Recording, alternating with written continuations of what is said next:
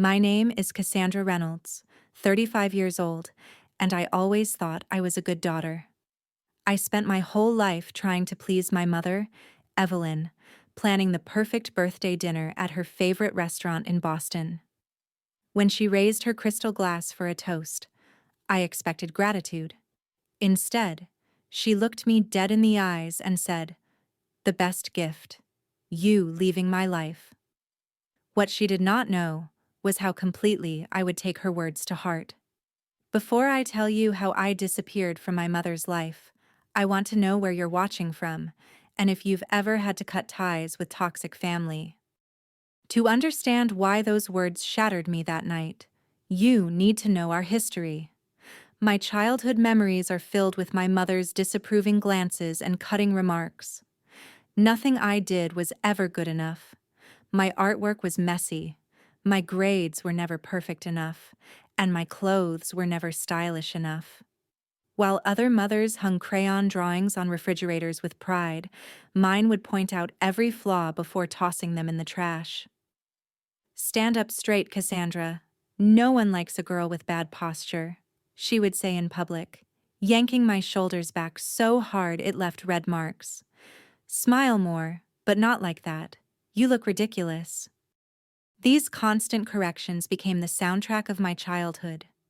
My father was different. Dad was warm, encouraging, and quick to praise my efforts. "That's my bright girl," he would say, his eyes crinkling at the corners when I showed him my science fair project or a story I had written. He was the buffer between Mom's cold criticism and my fragile self-esteem. But when I was 12, everything changed. Dad died suddenly of a heart attack. I found him collapsed in our backyard while Mom was at her weekly bridge club. I still remember screaming for help, the neighbor rushing over to perform CPR, the ambulance lights flashing against our house. And I remember my mother's first words to me at the hospital. "Why weren't you watching him more carefully? You knew his heart was weak."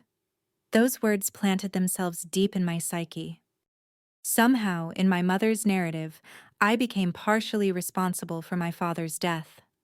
It was the beginning of a guilt she would cultivate in me for decades. My teenage years became an endless quest for approval that never came. I joined every club, maintained a 4.0 GPA, became captain of the debate team, and editor of the school newspaper.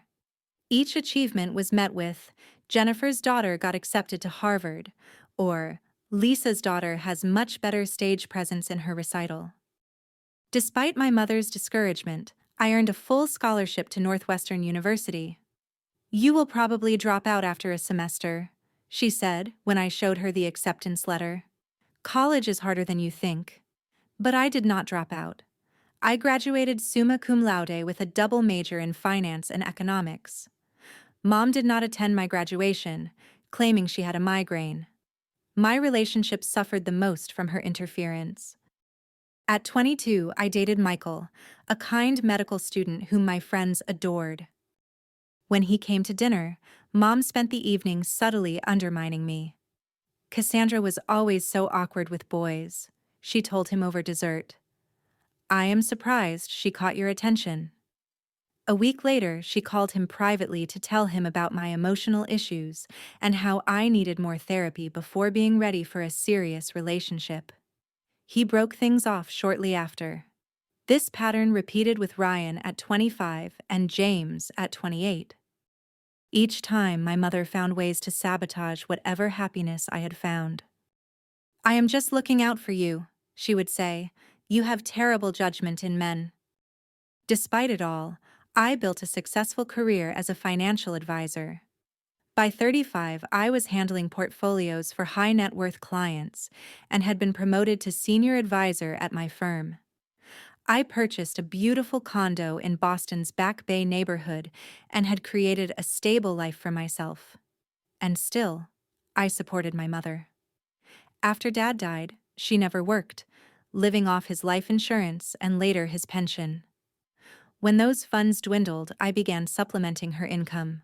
I paid her property taxes, covered her utilities, and funded her extravagant lifestyle.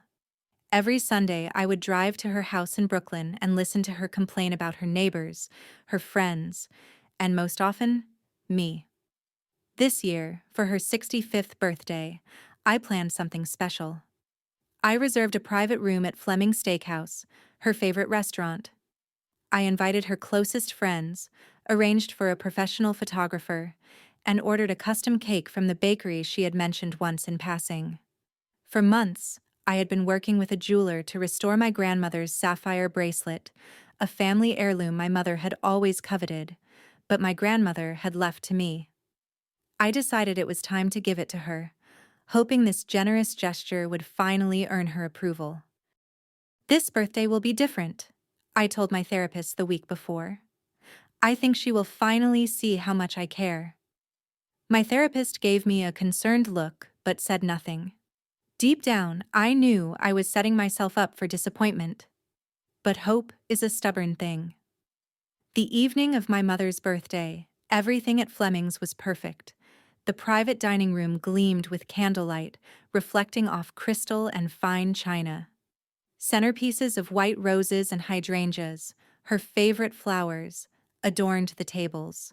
The chef had prepared her favorite appetizers, and the bartender had stocked extra bottles of the Cabernet she preferred. I arrived an hour early to ensure everything was perfect. My heart raced with anticipation and anxiety as I straightened the place cards and adjusted the lighting. The restaurant manager assured me everything would be flawless.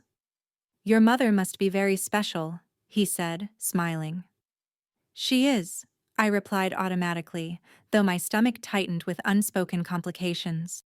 At 7 saucer sharp, guests began arriving.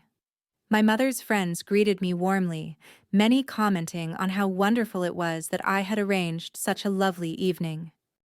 "Your mother is so lucky to have you," said Eleanor, her oldest friend. I smiled politely, though inside I wondered if my mother shared that sentiment. At 7:15, my mother arrived. She wore an expensive black dress I had purchased for her last Christmas, her silver hair perfectly styled. I moved to greet her with a hug, but she offered her cheek for a kiss instead. "The valet took forever," were her first words to me. "And this room is too dark. How will anyone see properly?" "I can ask them to adjust the lighting," I offered quickly. She sighed. "Never mind. It is fine. Who selected these flowers? Hydrangeas make me sneeze." They had been her favorites for as long as I could remember. I had watched her plant them in our garden every spring throughout my childhood. But I said nothing, just signaled the waiter to bring her a glass of wine. The dinner proceeded with my mother holding court among her friends. She barely acknowledged my presence except to ask me to tell the waiter her steak was overcooked, though I could see it was perfectly medium rare as she had requested. After the main course before dessert was served, I stood to present her gift. The small blue velvet box sat heavy in my hands as I approached her chair. "Mom," I said, my voice stronger than I felt. "I wanted to give you something special for your 65th birthday." I handed her the box. This was grandmother's bracelet. I had it restored and the clasp replaced with white gold. The table fell silent as she opened the box. The sapphires caught the light, twinkling against the white gold settings. It was truly beautiful, and I had spent thousands having it professionally restored by one of Boston's top jewelers. My mother looked at it for a long moment, then closed the box with a snap. "Your grandmother should have left this to me in the first place," she said flatly. "She always did favor you inappropriately." The table grew uncomfortably quiet. Eleanor, sitting beside my mother, touched her arm gently. "Evelyn, it is a beautiful gift." My mother placed the box on the table without another word. My cheeks burned with humiliation as I returned to my seat. When the cake arrived, glowing with candles, everyone sang, "Happy Birthday." My mother smiled for the photographer, then stood to make a toast. "Thank you all for coming tonight," she said, her voice carrying across the now silent room. "It is nice to be surrounded by true friends on my birthday." She did not look at me. As I get older, I find myself valuing authenticity more and more. She raised her glass higher and finally turned her gaze to me. What happened next plays in slow motion in my memory. If I were to wish for a gift this year, she continued, her eyes cold, the best gift would be for certain people to just leave my life entirely. No more pretense, no more obligation, just freedom from relationships that were never meant to be. The room went completely still. Her friends shifted uncomfortably in their seats, some looking down at their plates, others exchanging glances. There was no mistaking her meaning. To another year, she finished, taking a sip of her wine as if she had not just publicly rejected her only child. I sat frozen, unable to move or speak. The cake sat untouched before us as the photographer, sensing the tension, quietly packed up his equipment and left. For the remainder of the evening, my mother chatted with her friends as if nothing had happened. I moved through the motions of hosting, my body on autopilot while my mind replayed her words over and over. The drive to take her home was silent. When we arrived at her house, she gathered her things, including the bracelet box, which she had not opened again. Dinner was adequate, she said as she opened the car door. Next time, choose a better restaurant. Fleming has gone downhill. I could not help myself. Did you mean what you said about wanting me out of your life? She paused, one foot on the curb. Cassandra, do not be so sensitive. I was making a general statement. It did not feel general. Mom, it felt very specific. She sighed heavily. If you choose to take everything personally, that is your problem. But yes, our relationship has always been a burden. I did my duty raising you. I am not obligated to pretend we have some special bond now. I pay your bills, I said quietly. I maintain your house. I take you to every doctor's appointment. And you never let me forget it, do you? She snapped. You think your financial support buys you the right to be in my life? That is your father in you, always keeping score. She slammed the car door and walked to her house without looking back. I sat in the driveway for nearly 20 minutes, tears streaming down my face before I could compose myself enough to drive home. That night, lying in bed, I realized a fundamental truth. Nothing would ever change. No achievement, no gift, no sacrifice would ever be enough to make my mother love me. For 35 years, I had been running on a hamster wheel, exhausting myself for an impossible goal. As dawn broke, I made a decision that would change both our lives forever. I did not sleep that night. Instead, I sat at my kitchen table with a legal pad, making lists and plans until the sun rose. By 6 a.m., I had a complete strategy for disappearing from my mother's life, not just emotionally, but practically and financially as well. First, I called my office and left a message for my boss explaining I needed to take 2 weeks of emergency personal leave. I had accumulated months of unused vacation time over the years, always too busy caring for my mother to use it. Next, I contacted James Wilson, a realtor I had helped purchase investment properties. I need to sell my condo quickly and discreetly, I told him when he called back. No public listings, no open houses. Find a private buyer willing to pay cash, even if it means taking slightly below market value. Are you in some kind of trouble, Cassandra? He asked, concerned. No trouble, I assured him, just making necessary changes. By noon, I had an appointment with my financial advisor, Gregory Peters. I arrived at his office with a detailed list of accounts and assets. I need to untangle my finances from my mother's, I explained. Every account, every automatic payment, every financial connection. Gregory reviewed my documents with a professional eye. This is extensive, he noted. You are currently paying for her property taxes, utilities, credit card minimums, car insurance, and medical copays. Yes, and I want it all stopped immediately. May I ask why? This is quite sudden. It is time for both of us to live independently, I said simply. We spent 3 hours restructuring my financial life. I froze the joint checking account where I deposited money for her expenses. I canceled the automatic payments set up from my accounts to her creditors. I removed myself as an authorized user on her credit cards, and her as the beneficiary on my life insurance policy and retirement accounts. What about the mortgage on her house? You have been making those payments for 5 years, Gregory asked. Stop those too, I said firmly. The house is in her name. The responsibility is hers.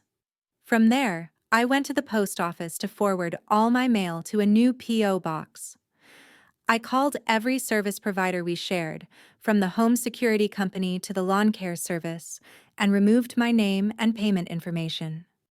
Using my knowledge as a financial advisor, I was meticulous. I left no loose ends, no forgotten automatic payments, no financial ties that could pull me back into orbit around her. Back at my condo, I packed only what I truly needed: clothes, important documents, irreplaceable photos, and a few sentimental items from my father. Everything else I decided could be sold with the condo or donated. As I packed, I realized how little I actually cared about my possessions. So many had been purchased to impress my mother or meet her expectations of what my life should look like.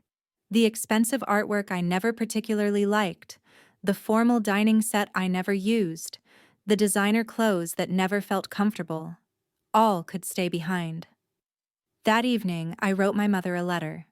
It took 7 drafts before I had something that expressed my feelings without anger or accusation. Mom, you said the best gift would be for me to leave your life. I am giving you that gift. By the time you read this, I will be gone. The financial support I have provided over the years has ended. The house bills and all expenses are now solely your responsibility. This is not done out of anger, but acceptance. You are right that our relationship has been based on obligation rather than love. I release us both from that obligation. Do not try to find me. I do not wish to be found. Cassandra. I sealed the letter in an envelope and drove to her house late that night. I slipped it under her door and walked away without looking back. That night, I checked into a hotel under a different name, paying cash. As I sat on the generic hotel bed, I felt a surreal mix of emotions, from searing grief to profound relief.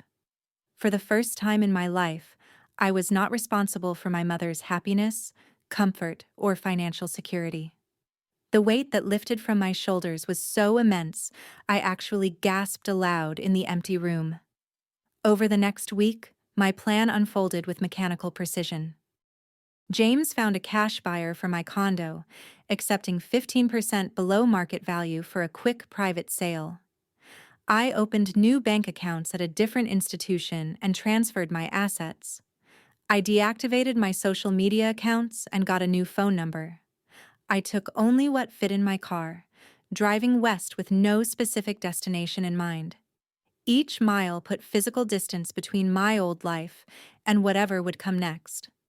I stopped checking my old email. I did not answer calls from unknown numbers. I severed every tether to my former existence.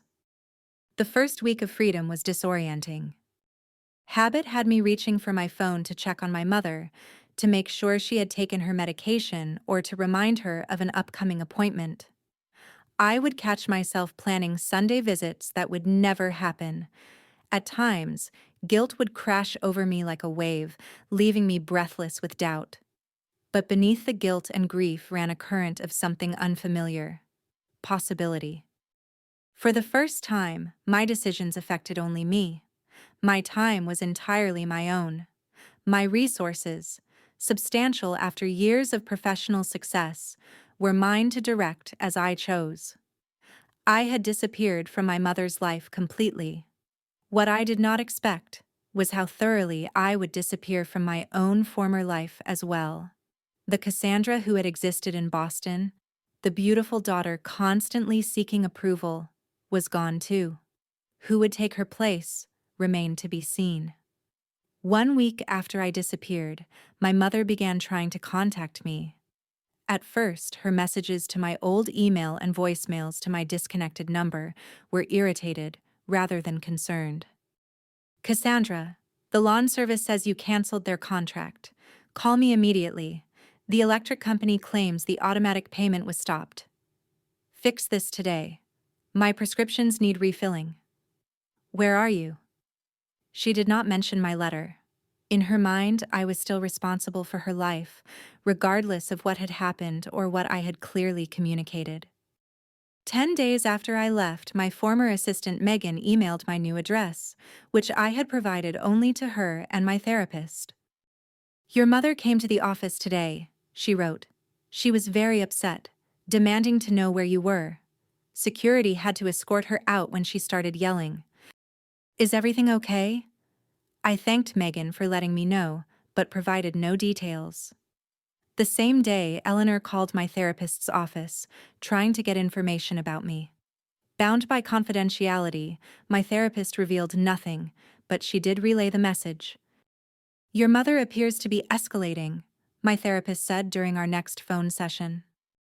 Eleanor said she has been calling everyone you know, becoming increasingly frantic. 2 weeks in, my mother discovered her house payment was overdue. This revelation, according to Eleanor's message to my therapist, sent her into a tailspin. She had not made a mortgage payment in 5 years and had apparently forgotten the process entirely. Social media became her next battleground. Though I had deactivated my accounts, friends forwarded screenshots of her posts, which grew more dramatic by the day. My daughter has abandoned me without warning, she wrote. After all, I sacrificed for her.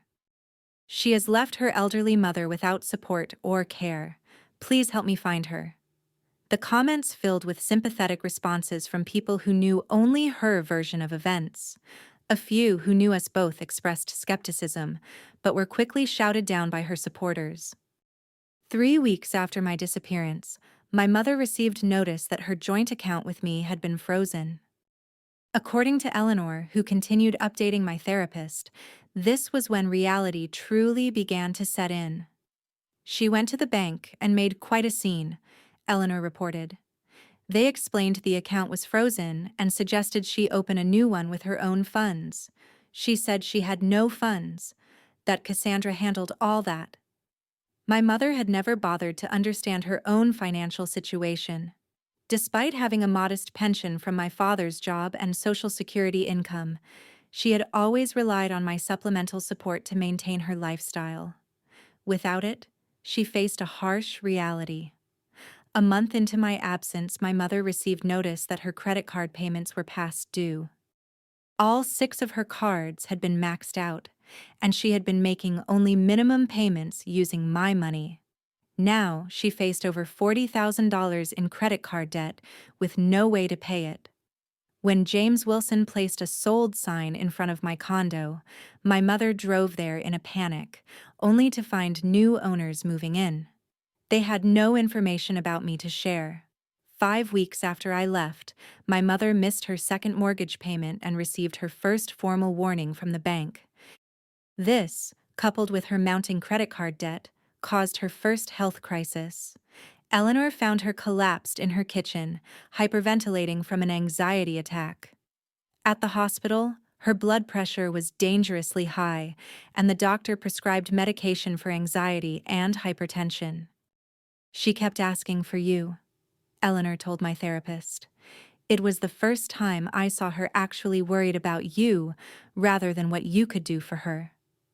After 6 weeks, my mother left her first voicemail that wasn't demanding or accusing. Her voice sounded smaller, older. Cassandra, I do not understand why you have done this. I need you to come home. I miss you. The last part sounded forced, unpracticed, as if expressing affection was a foreign language to her. 2 months after I left, my mother received foreclosure warnings.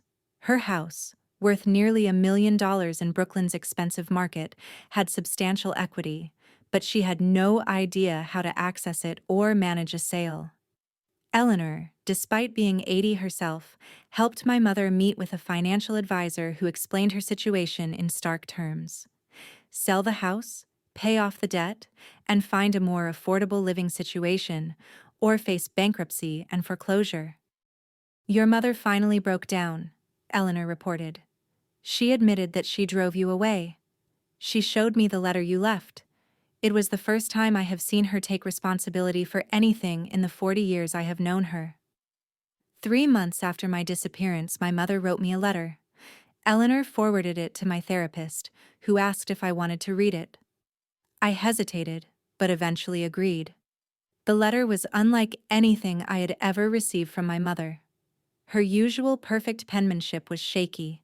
The paper was wrinkled, as if it had been crumpled and smoothed out multiple times.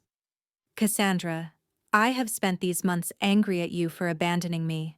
Yesterday, I found a photo album in the attic. Pictures of you growing up that I had forgotten about.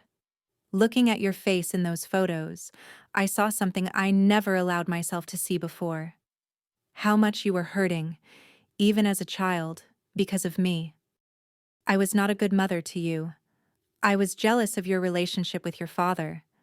After he died, I blamed you because blaming myself was too painful. I resented you for being young and having opportunities I never had. None of this is an excuse. I am not asking for money or help. The house is being sold next month. I am moving to a senior apartment that I can afford on my pension and Social Security.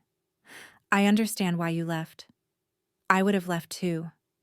I am sorry, Mom. The letter contained no demands, no guilt trips, no manipulation. For the first time in my life, my mother had seen me as a separate person with valid feelings. A week later, Eleanor sent another update. My mother had joined a support group for parents estranged from their adult children. She was seeing a therapist weekly. She was learning to do things for herself that she had always relied on others to handle. On her next birthday, exactly 1 year after the dinner that changed everything, Eleanor sent a final message. Evelyn celebrated quietly at home. She had a small cake that she bought herself. She told me it was the first birthday where she truly understood what she had lost. Not the financial support or the practical help, but you. Just you. While my mother was confronting her new reality, I was building mine. After 2 weeks of driving across the country, I settled in Seattle, as far from Boston as I could get while staying in the continental United States.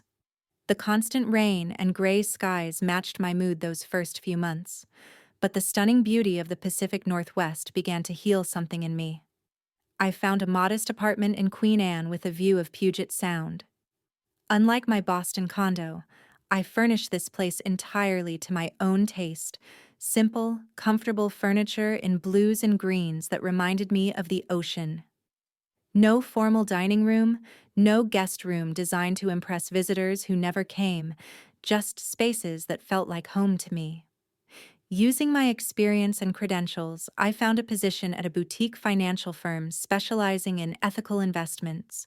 The company was smaller than my Boston firm, the clients less wealthy, but the culture emphasized work-life balance and genuine service rather than prestige and profit.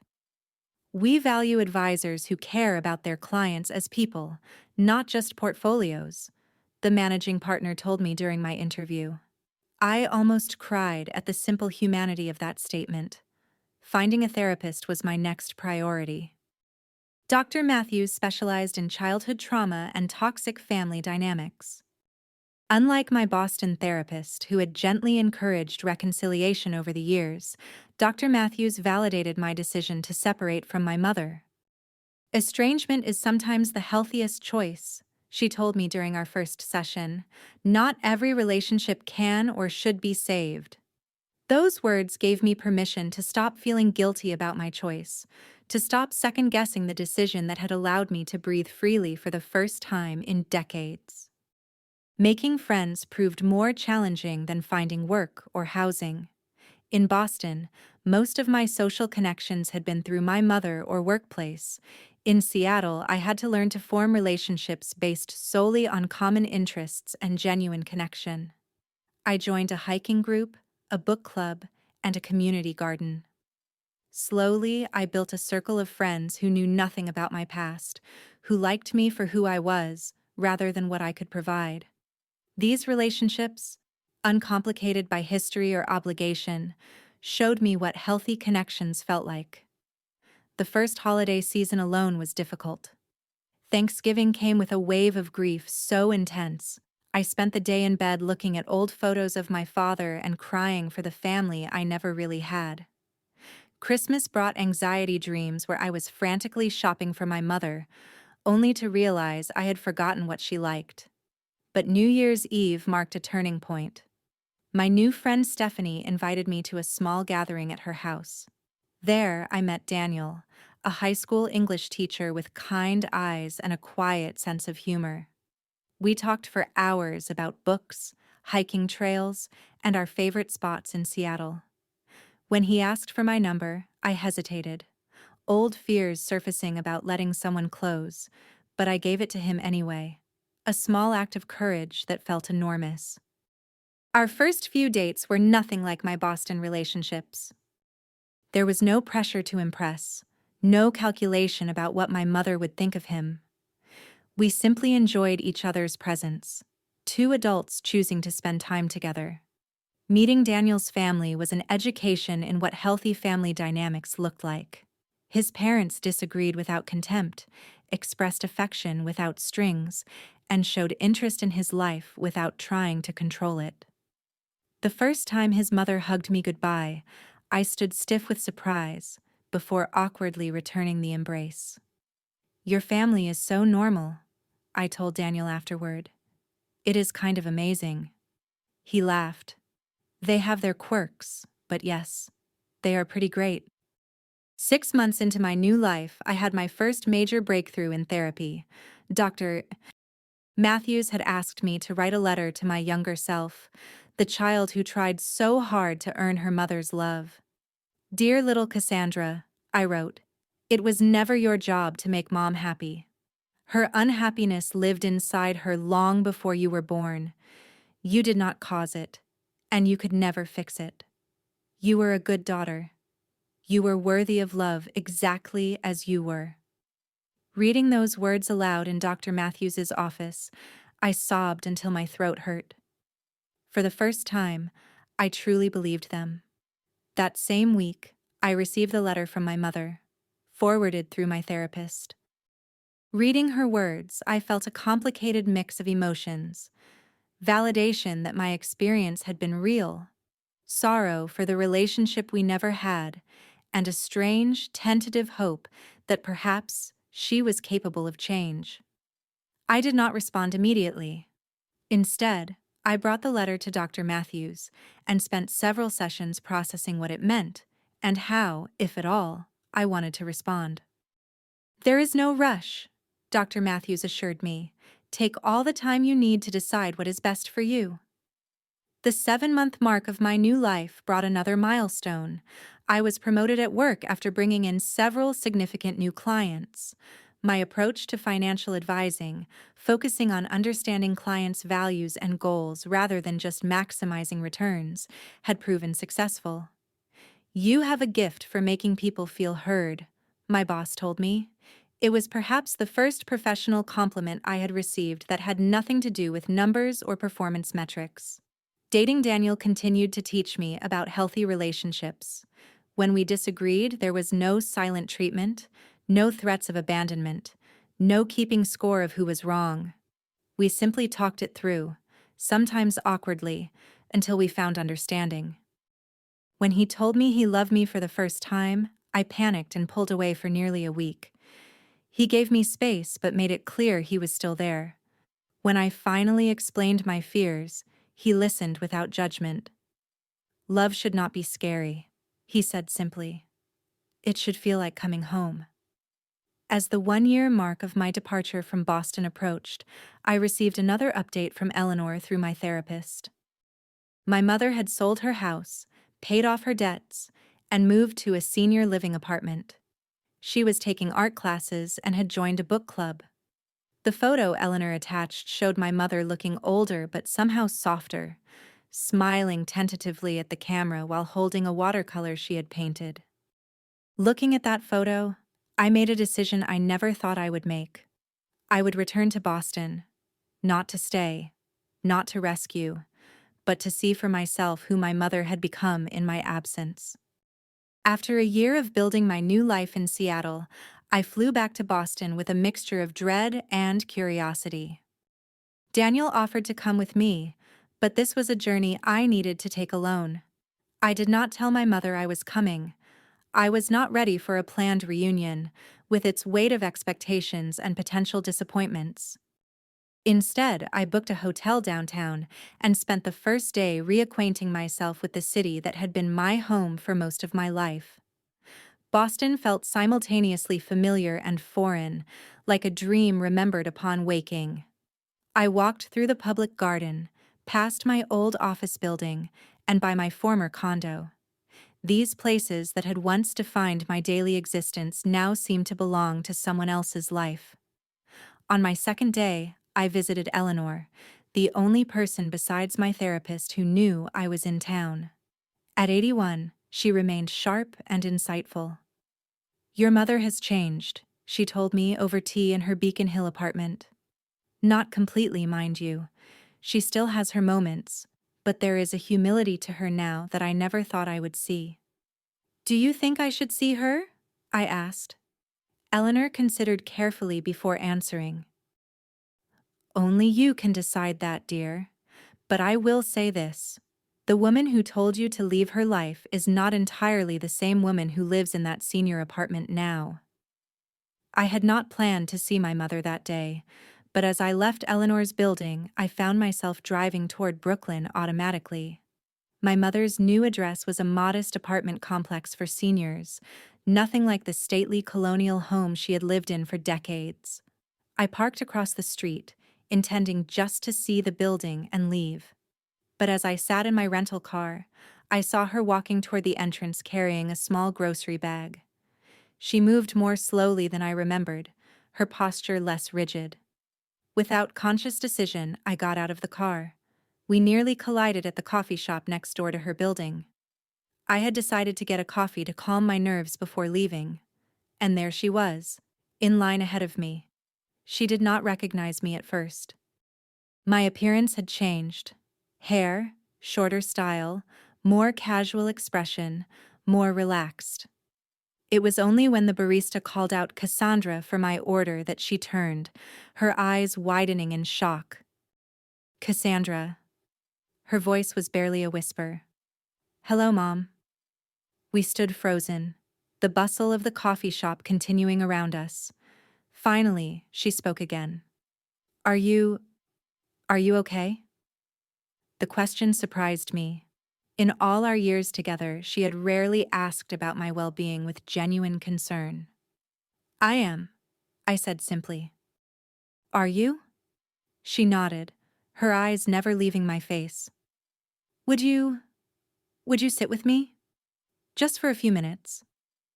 I hesitated, then gestured to a small table by the window. We sat awkwardly, two strangers who had once been mother and daughter. "I did not know you were in Boston," she said finally. "I did not tell anyone except Eleanor." She nodded again, understanding.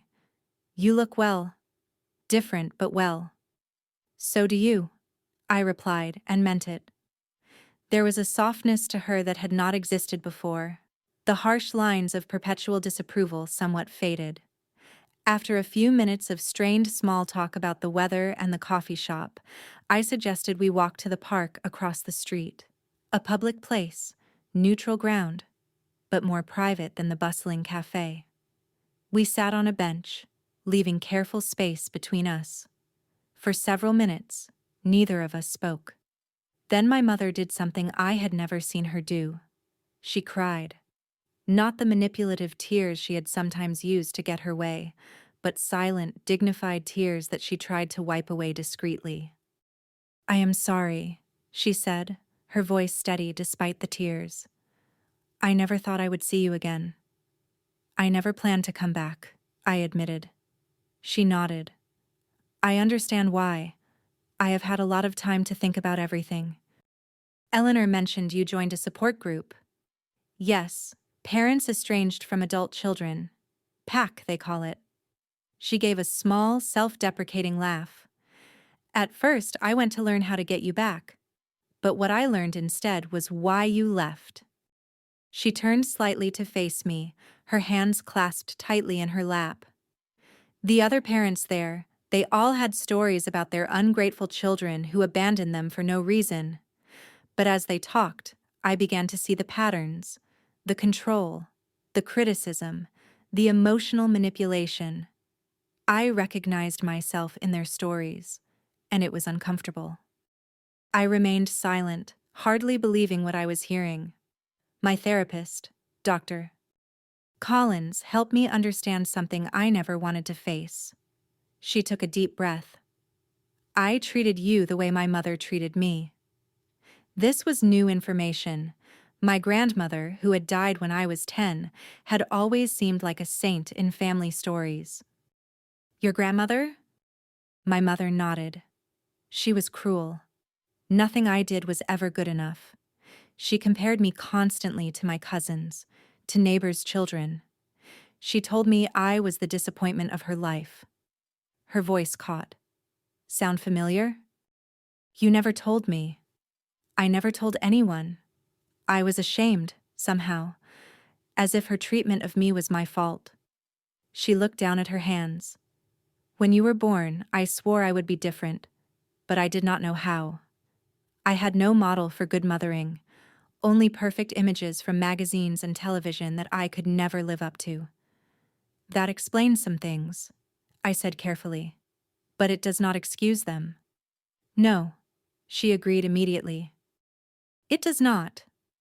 Nothing excuses how I treated you, especially after your father died. I was jealous of your relationship with him. He knew how to love you in a way I did not know how to love anyone. The frankness of this admission stunned me. My mother had never acknowledged my father's superior parenting, let alone admitted jealousy of our bond. After he died, I blamed you because I could not bear to blame myself for not being there when he needed me. And then, over the years, it became a habit, making you responsible for my happiness, my comfort, my everything. She wiped away another tear. It was wrong, Cassandra. All of it was wrong. We sat in silence for several minutes, the weight of decades of pain between us. I brought something for you, she said finally, reaching into her purse. She pulled out a worn leather journal. I have been writing this since you left. My therapist suggested it might help me understand my behavior and its impact on you. You do not have to read it, but if you ever want to understand, it is all there. My childhood, my marriage to your father, my failures as your mother, and my work to become someone different. She held it out to me. I took the journal, feeling its weight in my hands. Thank you, I said, not knowing if I would ever open it. I am not asking for forgiveness, she continued. I am not even asking to be part of your life again. I just wanted you to know that I understand now why you had to leave, and that I am truly sorry for making that necessary. As we parted that day, there was no tearful reconciliation, no promises of a restored relationship. Instead, there was something more valuable: truth. For the first time, we had spoken honestly about our shared past and the damage done. I live in Seattle now, I told her as we stood to leave. I have a good life there. She smiled, a genuine smile without bitterness. I am glad. That is what I should have wanted for you all along. I cannot promise anything, I said carefully. But if you would like, we could exchange emails. Just see how it goes. I would like that very much, she replied, her voice steady, but her eyes bright with unshed tears.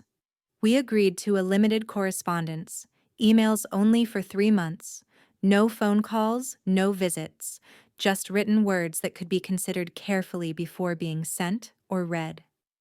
As I watched her walk back to her apartment building, shoulders straight but without the rigid control, I felt something unexpected: hope.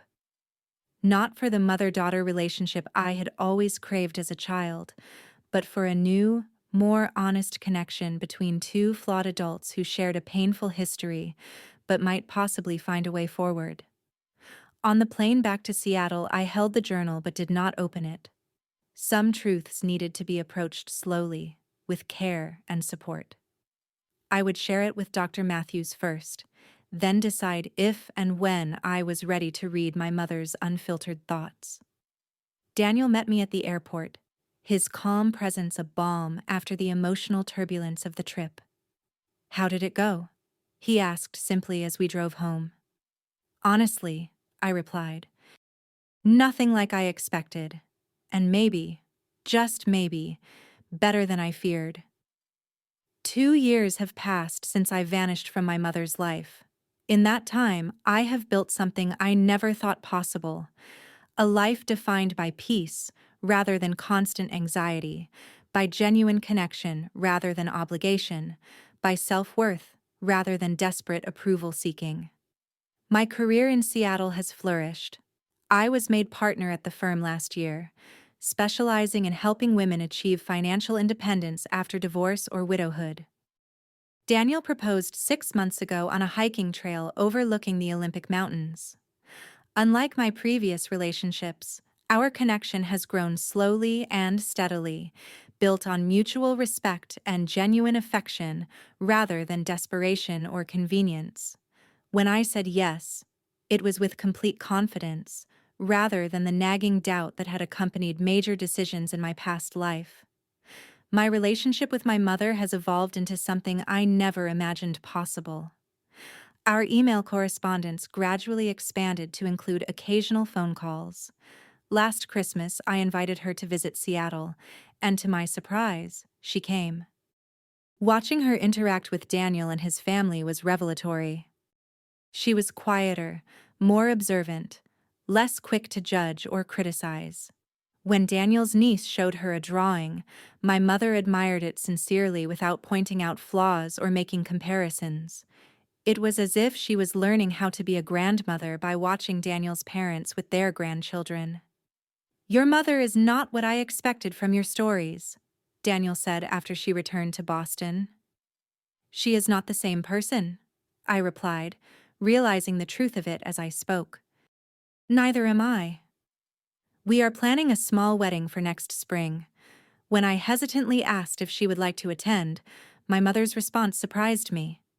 "I would be honored," she wrote, "but I will understand if you change your mind.